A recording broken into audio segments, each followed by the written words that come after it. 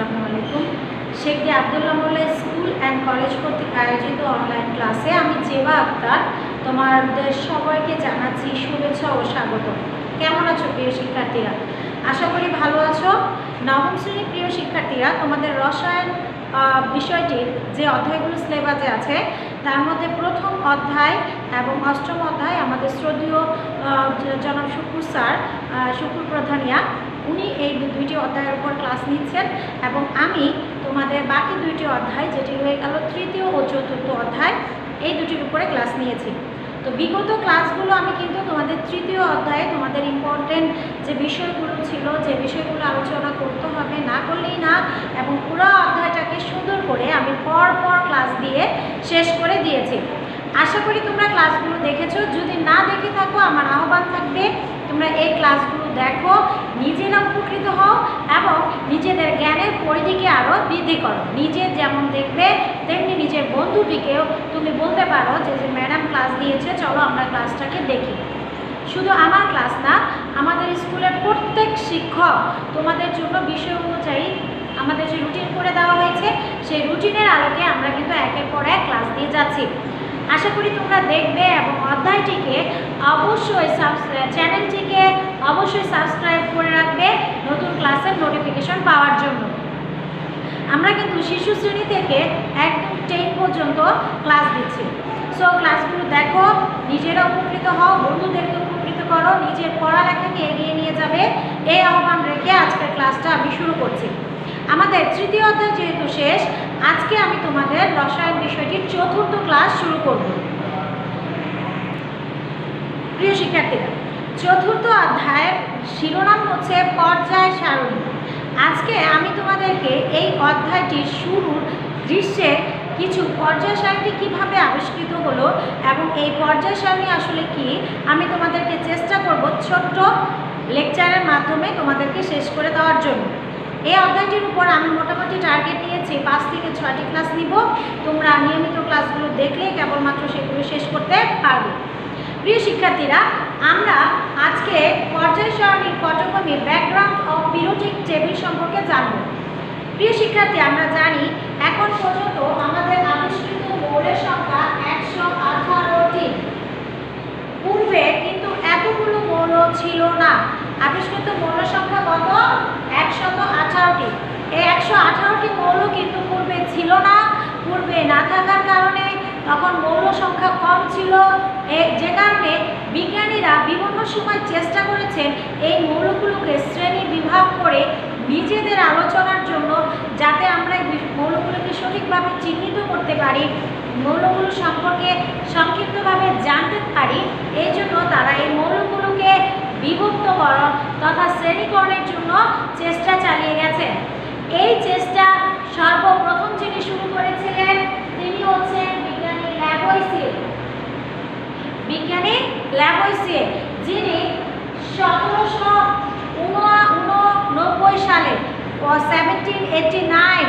1789 বিজ্ঞানী ল্যাভোইসিয়ে প্রথম প্রচেষ্টা চালান যে মৌলগুলোকে কীভাবে বিভক্ত করে আলোচনা করা যায়। তখন মৌল সংখ্যা কী ছিল প্রিয় শিক্ষার্থী? Oxygen, nitrogen, hydrogen, phosphorus, mercury, zinc, sulphur. এই কয়টি মাত্র মৌল ছিল। কে? Oxygen, nitrogen, hydrogen, phosphorus, mercury, zinc, sulphur. অল্প কিছু মৌল। এদেরকে তিনি খুব সহজেই ভাগ করলেন কি নামে? ধাতু আর অধাতু। তিনি ধাতু ও অধাতু নামে মৌলগুলোকে দুটি ভাগে বিভক্ত করে দিলেন এবং তখন মৌল সংখ্যা ছিল খুবই কম, মাত্র 1, 2, 3, 4, 5, 6, 7।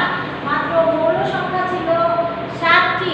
এই 7টি মৌলকে নিয়ে তিনি ভাগ করলেন যে মৌলগুলো দুই ভাগে বিভক্ত, ধাতু ও অধাতু।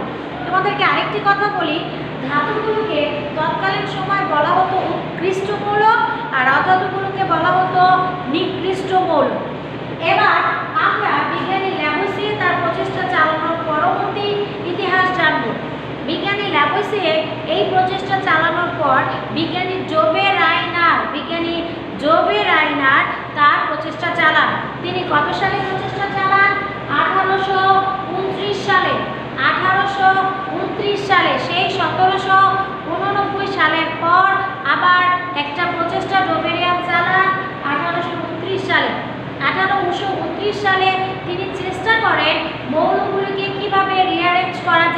কিভাবে মৌলগুলোকে সাজানো যায়।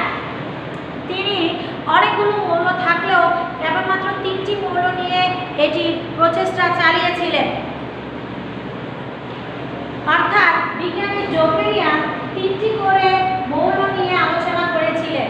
এই জন্য তার সূত্রকে বলা হয় ত্রয়ী সূত্র। জোবেরিয়ানের সূত্রটি কি প্রিয় শিক্ষার্থীরা?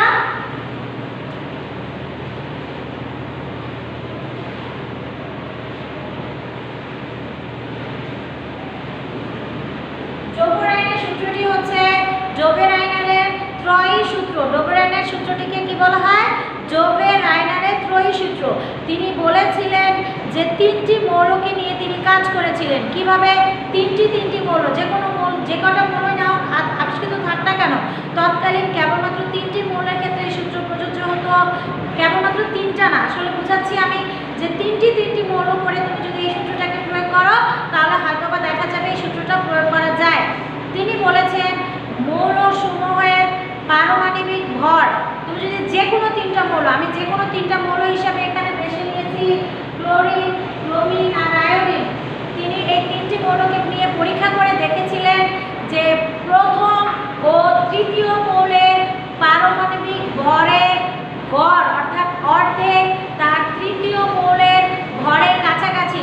প্রিয় শিক্ষার্থীরা, সূত্রটি মনোযোগ দিয়ে আমাদেরকে শুনতে হবে এবং সূত্রটি কিন্তু আমাদের মুখস্থ করতে হবে।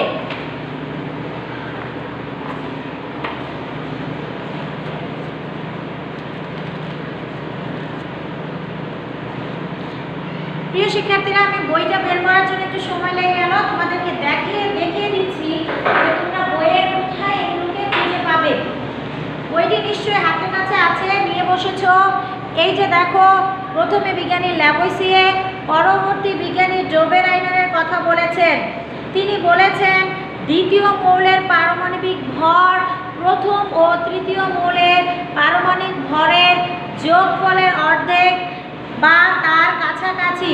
একে জোবেরিয়ানের ত্রয়ী সূত্র বলে। আবারও বলছি, বিজ্ঞানী জোবেরিয়ান লক্ষ্য করেন যে, আসো আমরা দেখি সূত্রটা একবার লিখি।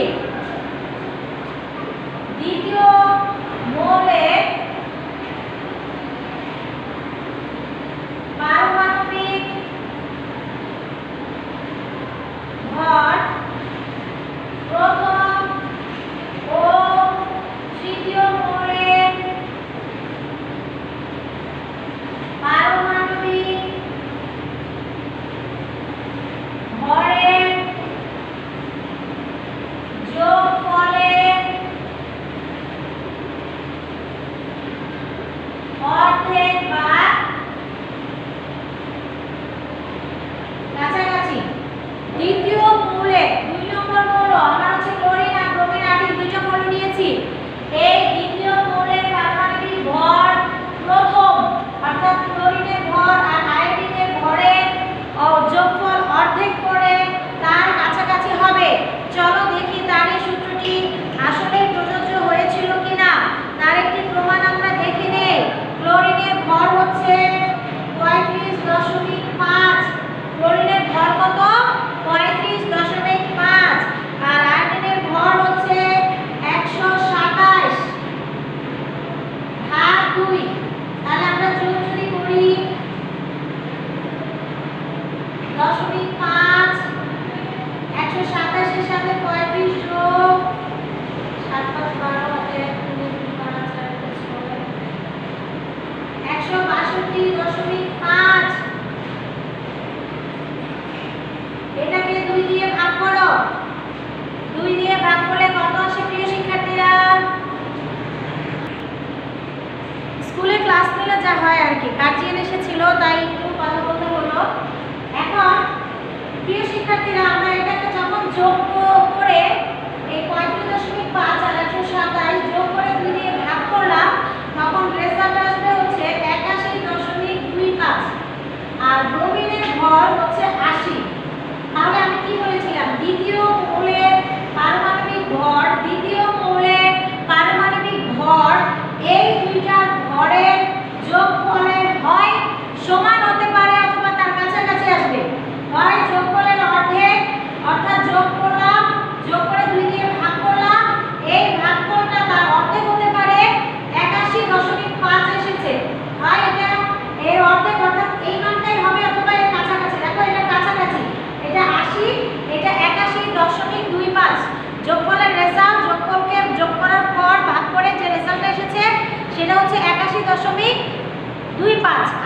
ব্রোমিনের ভর হচ্ছে 80।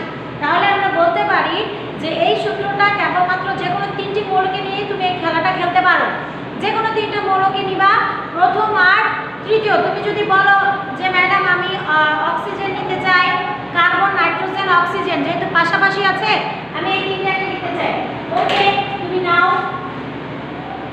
তাহলে তুমি মৌল হিসাবে কাকে নিলা?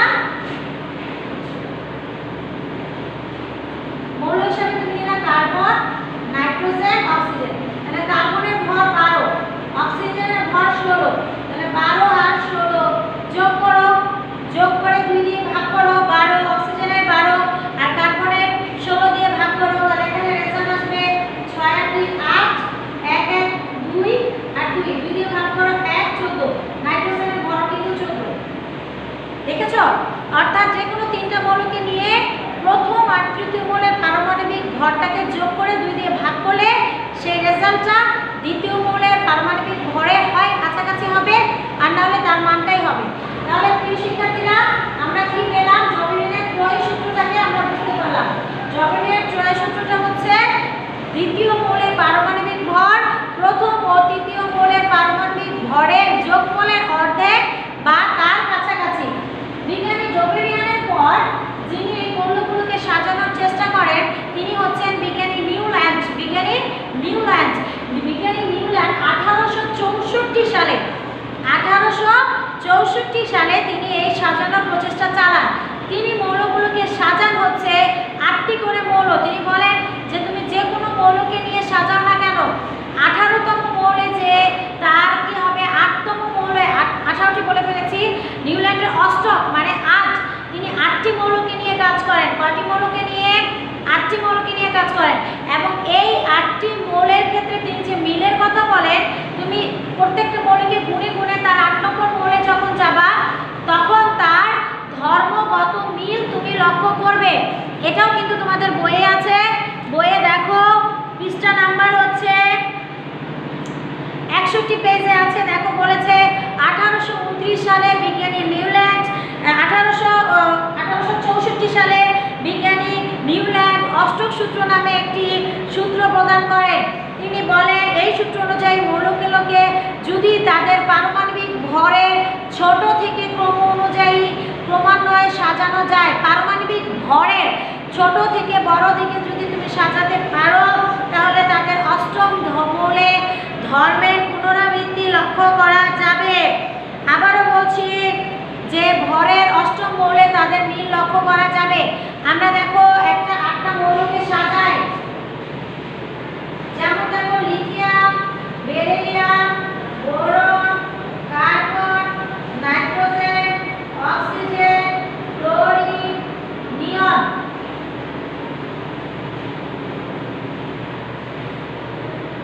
এরপরে নিচে সাজাবো sodium, magnesium, ammonium, silicon, phosphorus, sulphur, chlorine, argon. তাহলে প্রিয় শিক্ষার্থীরা, আমি মৌলগুলো কিন্তু লিখে নিয়েছি। লিথিয়াম, বেরিলিয়াম,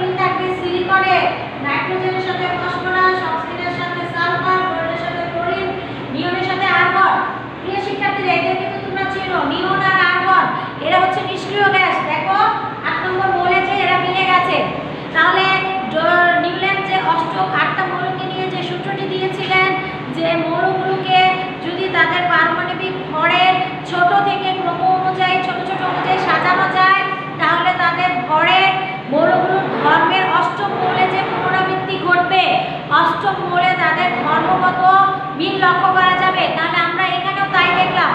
দেখো কি মিল, নিয়ন আর আর্গন নিষ্ক্রিয় গ্যাস, এরা দুজন নিষ্ক্রিয় গ্যাস। লিথিয়াম আর সোডিয়াম এই দুজনই ক্ষার ধাতু। বেরিলিয়াম আর ম্যাগনেসিয়াম এরা দুইজনই হচ্ছে তোমার মৃৎক্ষার ধাতু।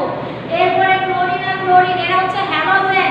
অক্সিজেন আর সালফার দুইজনেরই অক্সাইড অম্লধর্মী। নাইট্রোজেন আর ফসফরাস এদের হচ্ছে তোমার বহিস্থ শক্তি স্তরে ইলেকট্রন সংখ্যায় এরা দুইজনই কি অ্যাসিডীয় ধর্ম প্রদর্শন করে, অম্লধর্মী, এদের অক্সাইড। কার্বন আর সিলিকন, কার্বন ডাই অক্সাইড এটা হচ্ছে অম্লধর্মী, সিলিকন ডাই অক্সাইড এটা অম্লধর্মী। যেমন আমাদের যখন বর্ষাকালে আমাদের ছাদগুলো পিচ্ছিল হয়ে যায় তখন আমরা সেখানে বালি দিয়ে দিয়ে ঘষা মারি, কারণ হচ্ছে বালি ওখানে অ্যাসিডিটিও পদার্থ উৎপন্ন হয়েছিল যেটা পিচ্ছিল হয়ে গেছিল। আর অ্যাসিড বালি বিভিন্ন ছত্রাক জন্ম নিয়েছিল, আমরা বালি দিয়েছি, পিচ্ছিল কারকটা বালি দিয়ে দূর করে দিয়েছি। তাহলে এইভাবে একই ধরনের ধর্ম এরা প্রদর্শন করবে। আমরা তাহলে কি খেয়াল করলাম যে কার্বন ডাইঅক্সাইড অম্লধর্মী, সিলিকন ডাইঅক্সাইডে দেখলাম কার্বন ডাইঅক্সাইডের সাথে ধর্ম মিলে যাবে, ফসফরাসের সাথে সালফারের ধর্ম মিলে যাবে।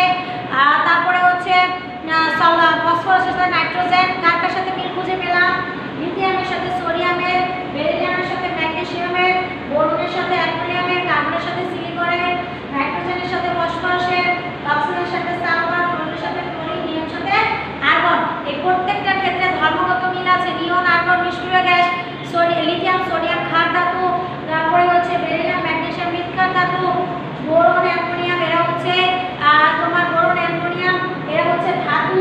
কার্বন থেকে হচ্ছে ক্লোরিন এরা সবাই অধাতু। ক্লোরিন কার্বনের অক্সাইড যে ধর্মী, সিলিকনের অক্সাইডও সেই ধর্মী, নাইট্রোজেনের অক্সাইড যে ধর্মী, ফসফরাসের অক্সাইডও সেই ধর্মী, অক্সিজেনের অক্সিজেন তো নিজেই অক্সিজেন আর সালফার, অক্সিজেন যে ধর্মী, সালফারও সেই একই ধর্মী। ক্লোরিন আর ক্লোরিন এরা সবাই এক ধর্ম, একই রকম বৈশিষ্ট্য প্রদর্শন করে এবং এদেরকে একই নামে ডাকা হচ্ছে। তাহলে আমরা দেখতে পেলাম যে মৌলগুলিকে যদি তাদের পারমাণবিক ভরের ছোট থেকে ক্রম অনুযায়ী জায়গায় সাজানো হয় তাহলে তাদের অষ্টম মৌলে যে তাদের ধর্মগুলো একই রকম হবে। নিউল্যান্ডের অষ্টিক সূত্রের পর যেই সূত্রটি তোমার পর্যায় সারণীর ক্ষেত্রে গুরুত্বপূর্ণ ভূমিকা রেখেছিল সেটি হচ্ছে মেন্ডেলিফের সূত্র। মেন্ডেলিফের পর্যায় সূত্র 1869 সালে বিজ্ঞানী মেন্ডেলিফ একটি সূত্র দিয়েছিলেন। আমি সূত্রটি একটু বোর্ডে লিখছি।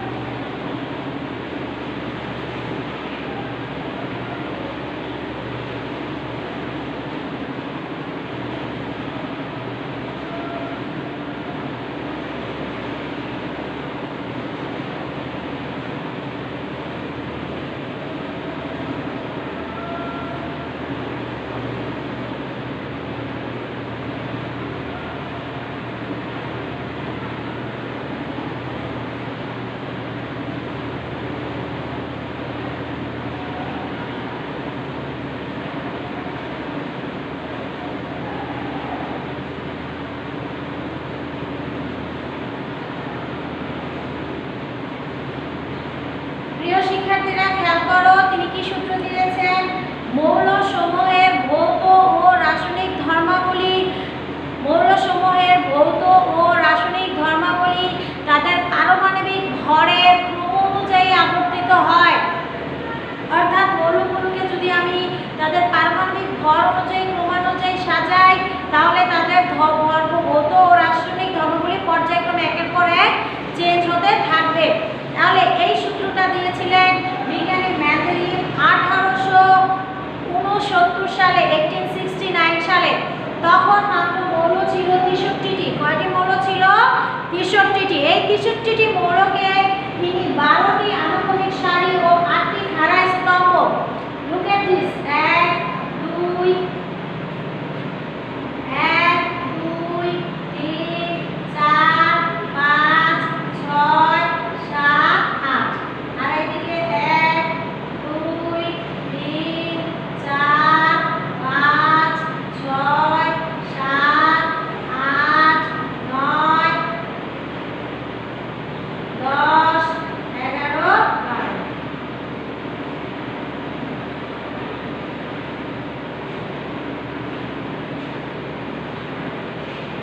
এইরকম একটি সারণী তিনি দেন। তাহলে এটা আমরা মেন্ডেলিভের পর্যায় সারণী বলতে পারি। সর্বপ্রথম মৌলগুলোকে ছকে সুন্দর আকারে সাজিয়েছিলেন কিন্তু বিজ্ঞানী মেন্ডেলিভ। এর আগে কেউ মৌলকে এরকম একটা ছকে বসাননি। 1869 সালে তিনি সর্বপ্রথম পর্যায় সারণীটিকে এইভাবে মৌলগুলোকে এরকম ছকে সাজান, যেখানে 12টি ছিল আনুভূমিক সারি আর খাড়া স্তম্ভ ছিল 8টি।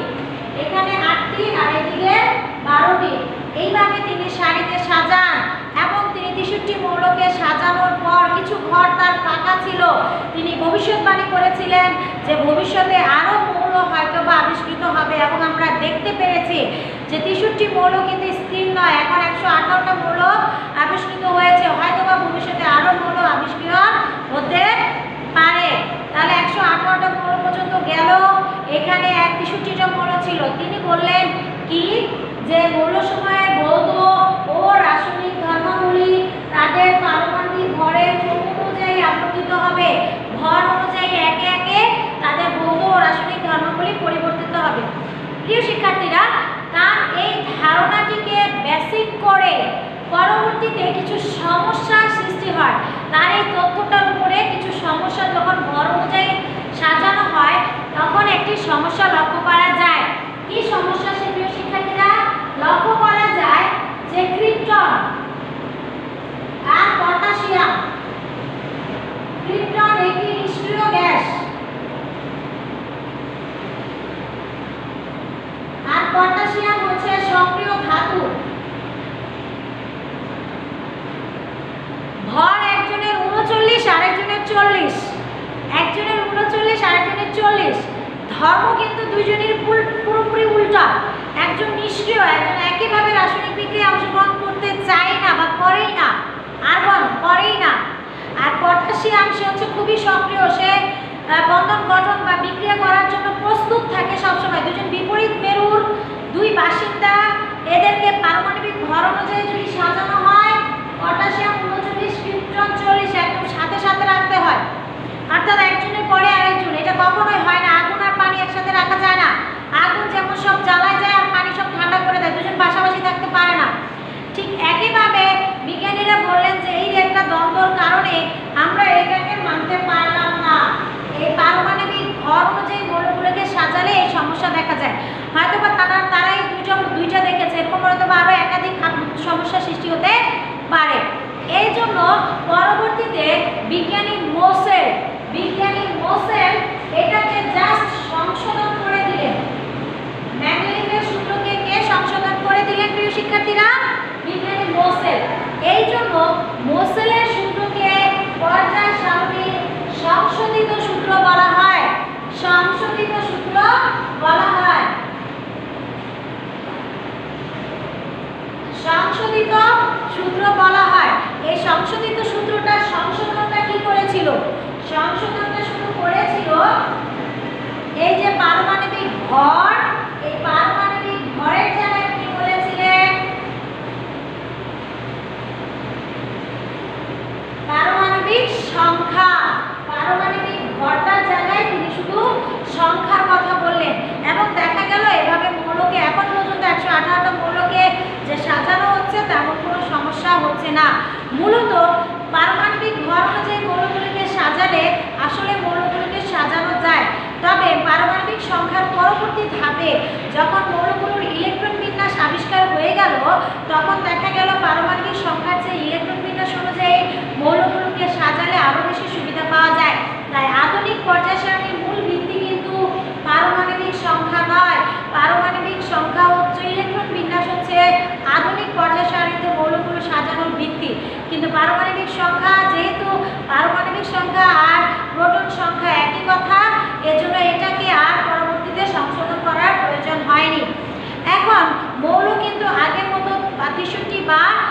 ৬২টি নেই, এখন মৌল কতটা হয়েছে? ১১৮টা।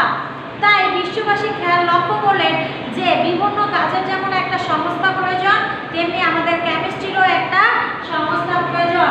এই সংস্থাটাকে নাম দেওয়া হলো IUPAC।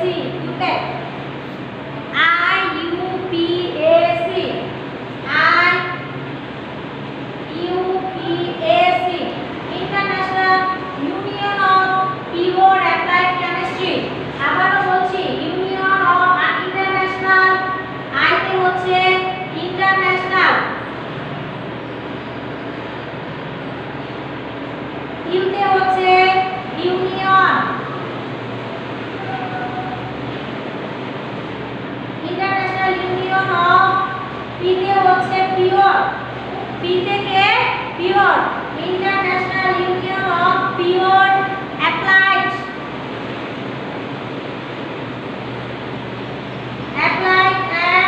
Chemistry, chemistry. তাহলে ইন্টারন্যাশনাল একটা আন্তর্জাতিক সংস্থা আবিষ্কৃত হলো রসায়নের, IUPAC, international union of pure applied chemistry. এই সংস্থাটি এখন আধুনিক রসায়নের যত সংস্করণ বা যত কিছু হয় তারা স্বীকৃতি প্রদান করে এবং তারই স্বীকৃতির মাধ্যমে মৌলগুলোকে সাজানো হচ্ছে, মৌলগুলোর আবিষ্কার নিশ্চিত করা হচ্ছে, মৌলগুলোকে চিহ্নিত করা হচ্ছে। তাহলে প্রিয় শিক্ষার্থীরা, আজকের লেকচার থেকে আমরা কি শিখে নিলাম? আমরা শিখে নিলাম ব্যাকগ্রাউন্ড অফ পিরিয়ডিক টেবিল এবং সেখান থেকে কিছু সূত্র শিখে নিলাম। ল্যাভোইসিয়ে কিভাবে মৌলগুলোকে ভাগ করেছিলেন তা জেনে নিয়েছি। নিউল্যান্ড, তারপরে ডোবেরাইনের ত্রয়ী সূত্র শিখেছি, এরপরে নিউল্যান্ডের অষ্টসূত্র শিখেছি, মেন্ডেলিফের পর্যায় সারণী এবং মেন্ডেলিফের পর্যায় সারণীকে কিভাবে মোসেল সংশোধিত করেছিল সেটাও শিখেছি। প্রিয় শিক্ষার্থীরা, আমি যে কথাগুলো বললাম, যে কাজগুলো বললাম, তোমাদের বাড়ির কাজ হিসেবে এই সূত্রগুলো প্রত্যেকটি মুখস্থ করতে হবে। এই প্রত্যেকটা সূত্র তোমাদের পড়া থাকবে, প্রত্যেকটি সূত্র তোমরা বাসায় মুখস্থ করবে, কারণ 1 মার্কসের যে প্রশ্নগুলো থাকে জ্ঞানমূলক, সেখানে হয়তো আসতে পারে ডোবেরানের ত্রয়ী সূত্র লিখো, অথবা নিউল্যান্ডের অষ্টসূত্র লিখো, অথবা পর্যায় সারণীর সংশোধিত সূত্র লিখো। সংশোধিত সূত্র কে আবিষ্কার করেছিলেন? বিজ্ঞানী মোসেল। এর জন্য বলতে পারে মোসেলের পর্যায় সারণী সূত্রটি লিখো। আশা করি তোমরা ক্লাসটি দেখেছো, বুঝেছো। কিছু সাউন্ড পলিউশন ছিল, পাশে কনস্ট্রাকশনের কাজ চলছে, কিন্তু আমি চেষ্টা করেছি লাউডলি কথা বলার, যাতে তোমরা এই ক্লাসগুলো সুন্দর মতো বুঝতে পারো। ভালো থাকো, সুস্থ থাকো। আগামী ক্লাসের আহ্বান জানিয়ে আমি বিদায় নিচ্ছি, যে তোমাদের